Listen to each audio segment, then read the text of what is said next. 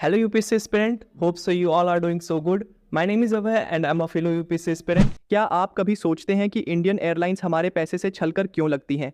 आज यह वीडियो है खुलासा करना उन छिपे हुए राजों का जो हमें महंगी सैलरी की टिकट देकर महंगे झटके देते हैं।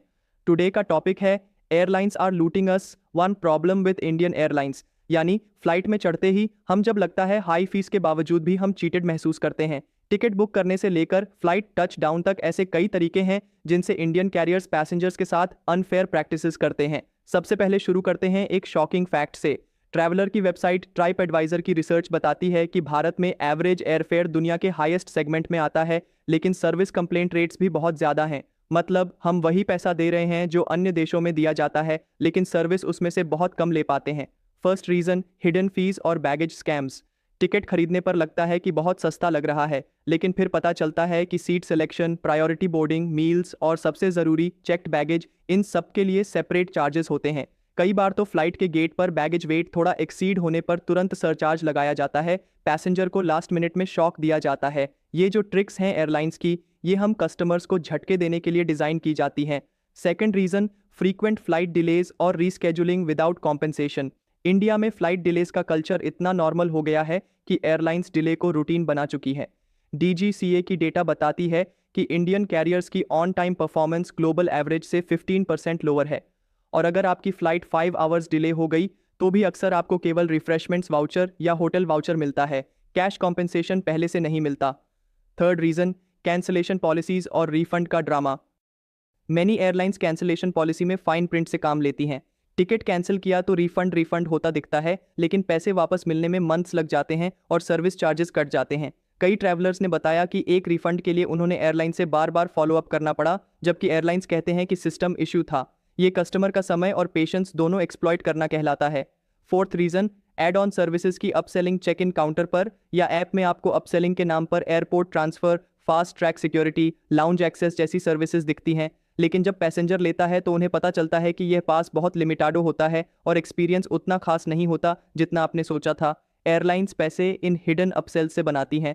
Fifth reason, poor customer support और ग्रीवेंस रिड्रेसल। जब कंप्लेंट करनी होती है, रिस्पॉन्स कभी अगले वीक में आता है, कभी कट ऑफ फॉर्म्स में फाइल रिजेक्शन हो जाती है और कई बार रिफंड का लिंक एक्सपायर हो जाता है। इस सारी धीमी प्रक्रिया से कंज्यूमर को जस्टिस मिलने में साल लग जाते हैं।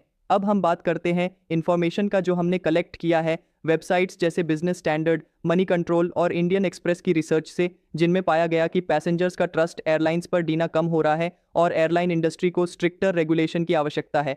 अब आते हैं सॉल्यूशंस पर। क्या पैसेंजर करना चाहिए? फर्स्ट, सस्ती टिकट दिखे तो उसमें बैगेज, मील्स और कैंसिलेशन पॉलिसीज ज़रूर चेक करें।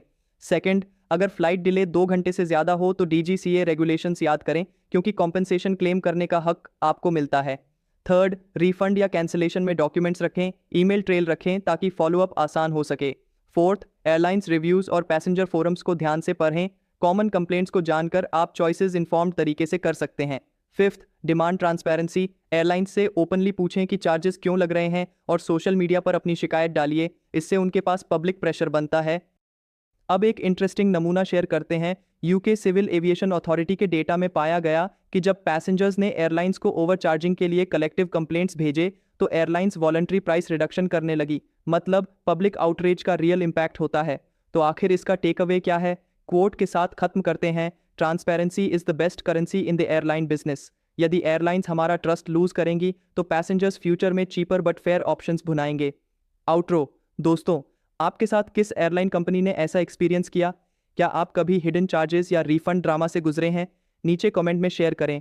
अगर आपको यह वीडियो अच्छा लगा हो तो कृपया लाइक करें, यूट्यूब चैनल को सब्सक्राइब करें और बेल आइकॉन दबाना न भूलें। आपके कीमती समय और भरोसे के लिए धन्यवाद। मैं फिर आऊँगा नए मुद्दे के साथ, तब तक के लिए स्टे अलर्ट और स्टे इन्फॉर्म्ड।